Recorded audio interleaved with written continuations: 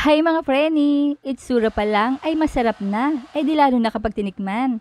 Kaya naman kung nais mo itong gayahin, halina kayo at panoorin nyo. And I'm Fanny from Fanny's Cookery. At sa kawali ay maglagay tayo ng 4 na tasa ng tubig and bring to a boil. Saka natin ilalagay ang 2 cups glutinous rice or malagkit. Haluin at lutuin hanggang sa ang water ay mag-evaporates na. Maaari nang ilagay ang 5 cups coconut milk o pangalawang katas. Haluing mabuti. At para naman mabango ay maglagay tayo ng pandan leaves. Then ibuhos na natin ang 390 grams ubi condensed milk. Haluin hanggang sa mag-combined.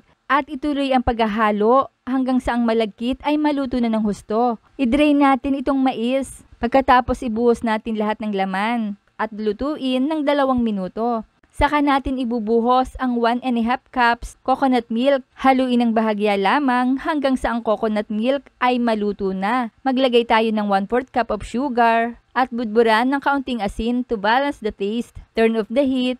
Kaya tara na mga preni at kain na tayo. Ang sarap promise. Pati nga yung pinagbigyan ko ay sarap na sarap at nagpadala pa sila ng mensahe. Try nyo na rin.